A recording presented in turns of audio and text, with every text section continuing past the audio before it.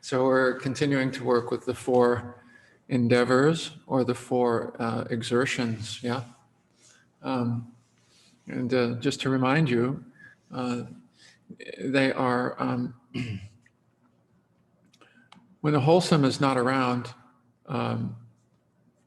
bring it around. Wholesome states of mind, uplifted states of mind, positive states of mind, we know what they are. When the wholesome is around, do your best to keep it around. Yeah.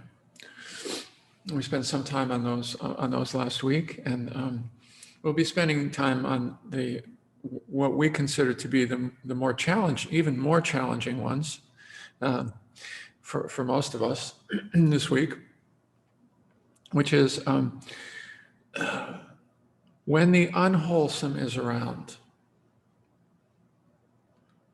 what to do with it. Yeah. It's a very delicate. We're going to spend some time on this because there are a number of possibilities depending on where your practice is at, depending on how well you do with the first two, with the wholesome, depending on how mindful you are, and depending on, there are a number of factors that go into, but one of the things that is not encouraged is to keep the wholesome around, the unwholesome, around, to wallow in it, to feed it, in the ways that we often unwittingly feed our negative emotions once they come up, and strengthen them and reinforce them. In one way or another, to not reinforce them. And the fourth is, when the unwholesome is not around, to not invite it, to not invite it around.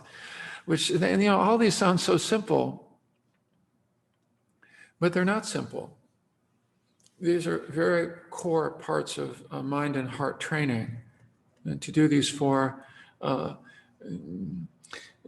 exercises, practices, which are simple to say, but not so easy to embody, to really get better at. Basically, these are all skill sets that we can get better at. And they are part of the foundation. They're part of setting up the holding environment for meditation practice. And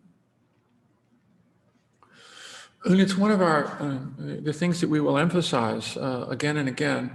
And by the way, the Buddha emphasized this as well, that it's important first to set up the practice before starting to work with really difficult emotions. We're not ready to really work with them, to really hold them.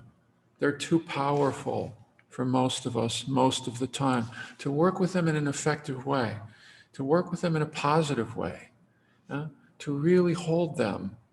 And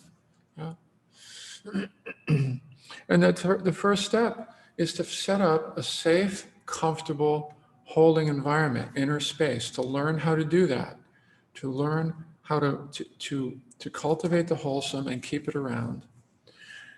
And yes, the negative emotions are there. The challenging mind states are there. Oh, we don't want to avoid them. We're not avoiding them. We're cultivating something first, a mind states first, so that when we turn toward those difficult mind states, we're doing that in a more open-hearted way, in a willing way, in a curious and interested way. How are we doing with being open-hearted and curious,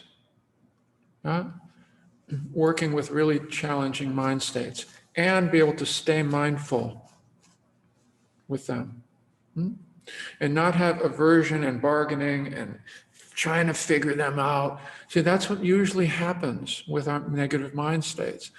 Or we try to avoid them. There are all kinds of strategies that we already employ in dealing with negative mind states that are not particularly effective.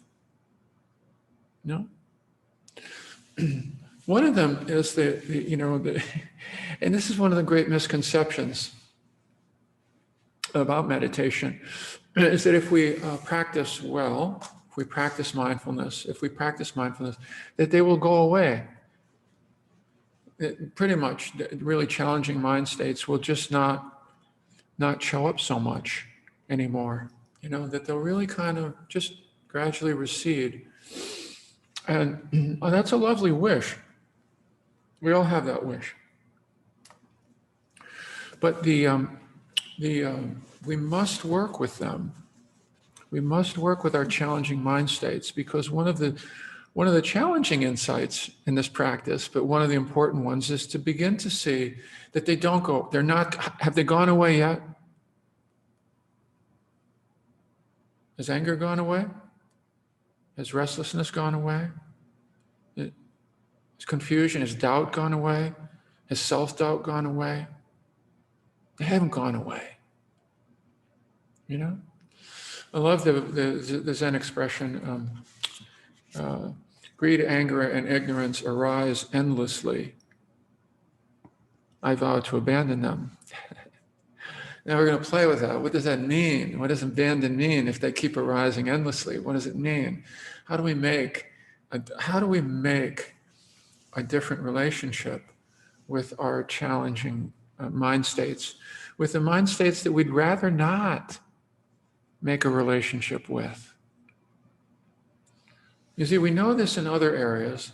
For those of you who have done psychotherapy, for example, there is a process, there is an unfolding, but that unfolding involves moving closer to the states of mind we'd rather not move closer to. People come to therapy saying, I want to get rid of this, I want to get rid of this, I want to get rid of this.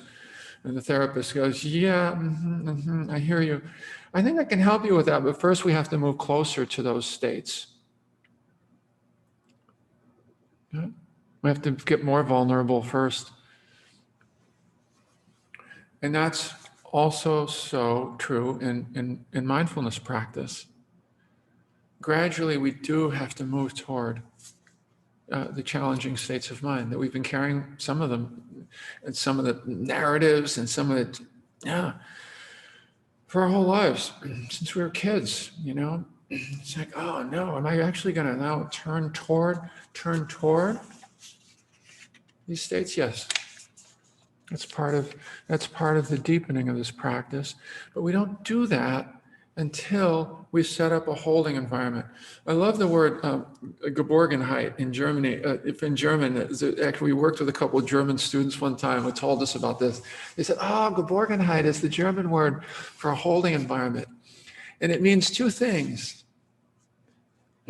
It means a protection. It means a settling, and it means a protection, and it means safety. And it also means a keeping out of unwholesome states of mind. See, first we need to feel that we can do that to some extent. It's a first step. The next step will be to turn toward them gracefully, gradually, with a sense of pace, with a sense of pace, with a sense of compassion, with a sense of friendliness, with a sense of openness, But first, let's not rush into those. There's a tendency to want to, this is where, no, we neither want to rush into them nor completely avoid them. Those are the two strategies that are not particularly effective. So we approach these very tenderly and gradually, challenging states of mind. And we're all about baby steps. You've worked with us long enough to know this, baby steps. And we'll offer you a number of serving suggestions. One that we've practiced, that we do practice, and possible ways in to working with the holding environment, and to working then gradually with these more challenging states of mind. We'll do that over the next couple of weeks. Okay, at least a couple weeks, I think, because this is the big one. This is the big one for all of us. Really, it is the big one. Yeah, yeah, yeah.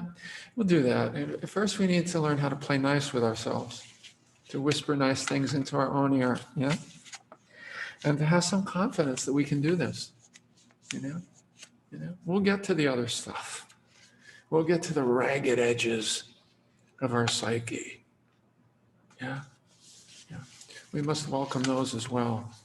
But first, we're getting there. We'll get there. We'll get there. Yeah. So that's kind of just an overview of working with the difficult emotions, the difficulty of it, and the importance of it, and the need for kind of a gracious, a graciousness and a certain patience. You know. Yeah. I remember when I played the piano, I didn't want to play scales. I wanted to go straight to, come on, at least I want to get to some Beatles songs. No, scales first. First, the basics. First, the basics. The four endeavors are the basics. You want to play some music? You want to go deeper? We have to attend first.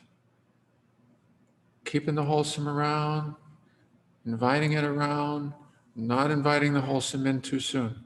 When it's around, so we're gonna continue to explore this territory with you. Okay?